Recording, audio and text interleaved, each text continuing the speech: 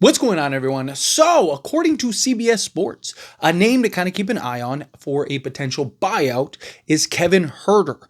And in the report, they talked about how, the Chicago Bulls have an abundance of just guards, which Kevin Huerter is now on the Chicago Bulls, that there is an abundance of guards right now that they likely are going to need to make some decisions on, as well as freeing up some cap space in order to kind of better pay Josh Giddey. So, that could be something to kind of keep an eye on. Chicago, I mean, it's not wrong. Chicago does have an abundance of guards. There have been talks about Kobe White, Ayo Dosunmu, guys like that potentially being on the trade market. Nikola Vucevic as a potential buyout candidate, although there were reports recently that that's a little overblown, that they might not actually do it, and if they do, it would kind of be closer to the trade deadline, which, is kind of expected, but we'll see. Time will tell, right? We've gotten several reports saying, yes, it's a real possibility. And then now you got this new report that says no. So it's always the cat and mouse game, right? With these reports. It's always like, who's more credible to you?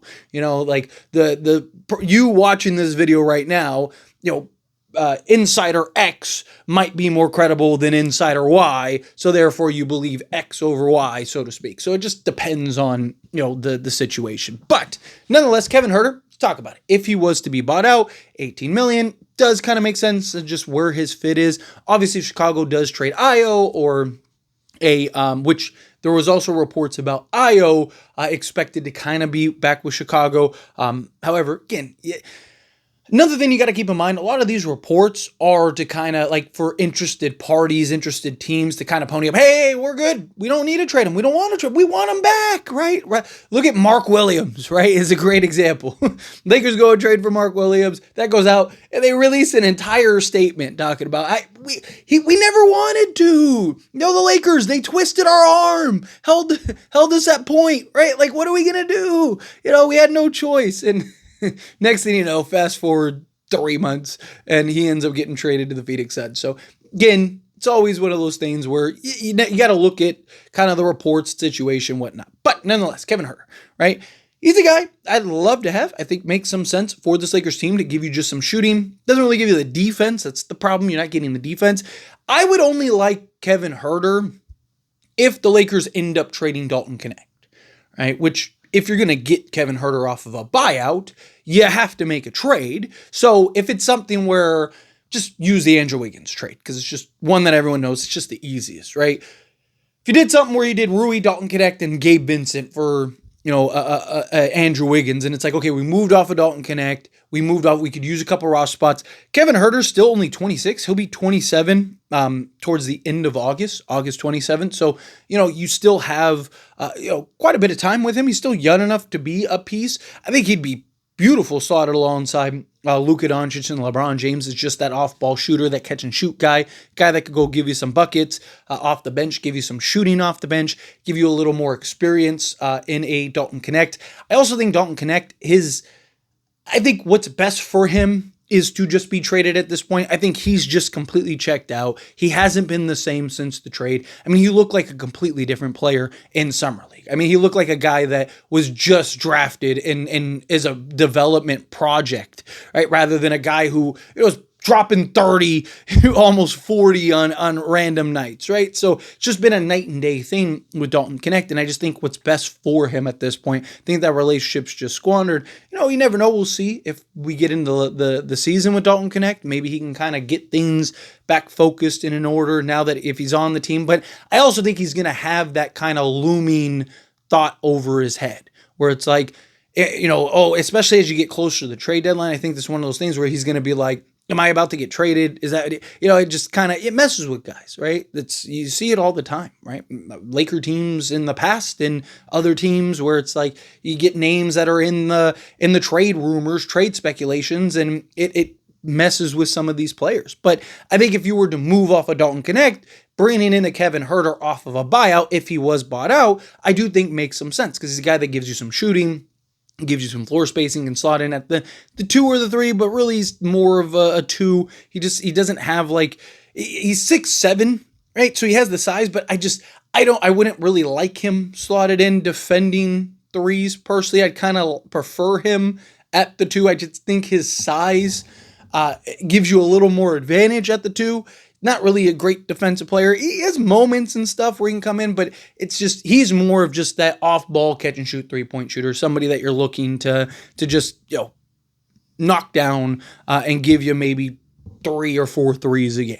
Right? Like on a good night, he'd go off and maybe knock down 6. Right? Like that's what you'd be looking for from Kevin Huerter. But he does have the size to where you could slot him in at the 2, at the 3, either or. But you look at kind of Kevin Huerter's defensive rating for those that are interested. He's a 116.6, which is actually better than like half of our roster last year, but it's not great, right? He's not a 3 and D guy by any stretch. He is a career 116.3 guy. He's been very consistent year in and year out, to be honest. He was 16.2, 16.5, 14.5. That would have been half decent. 117, a 117.3, a 116.3, and then a 116.6 last year for his defensive rating. So again, not a guy that is a great defender. He's not like atrocious, right? But he's not somebody that he's better than Dalton Knecht was last year, but again, not a guy that you're looking to kind of solve your 3 and D problems,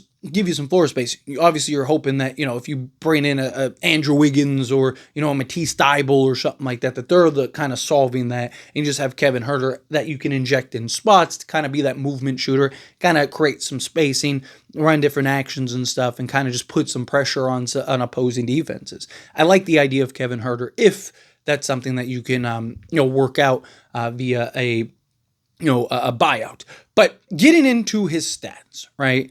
Last year, between Sacramento and Chicago. So we'll go over the total sets and then I'll kind of break it down by teams. But last year, 69 games played, which he is a guy that plays, right? So the best ability is availability. You look at last year, he played 69 games, 64 games, right? He kind of won at least 65, but he's not far off. 75, 74, 69, 56, not great, and then 75. So outside of 2 years, he's basically given you, nearly 70 plus games a season. So again, best ability is availability, but 24.3 minutes per game, averaged 8.8 field goal attempts per game, 42.5%. On the season total, he shot from 3-point range on 5.7 attempts.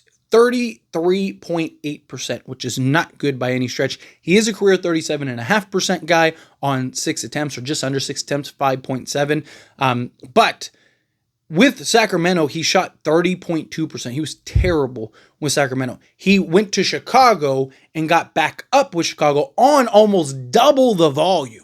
He was 4.8 attempts with Sacramento and shot 30.2%. He went to Chicago and on 7.2 attempts, shot 37.6%. So was it a volume issue? Like what was it? Was it just, a Sacramento issue? Right, you see that all the time. Right, but he also got more field goal attempts with Chicago, 11.3 compared to 7.2 with Sacramento. So it could have just been a rhythm thing. Right, just got more attempts, so he was able to, stay in rhythm, have the hot games more frequently than otherwise. But I thought that was kind of interesting. Again, he is a career 37.5% three-point shooter. You look at 2022, 2023, he was over 40% on 7 attempts. But he's kind of been around 38%. Like you look at his year after year, it's kind of 37.5 to 38%. So the career average of 37.5% is actually pretty spot on for a guy like him. You see guys that are like, 30%, 30%, 30%, 30%, 40, 40, 40, right? And it just kind of averages out. No, he's like nearly locked every year at that 37.5%. But 2-point range on 3.1 attempts, shot 58.7% from the floor. He shot 62.9%, so 63% with Sacramento on 2.4 attempts. With Chicago, he was still 55% or 54.6% on 4.2 attempts.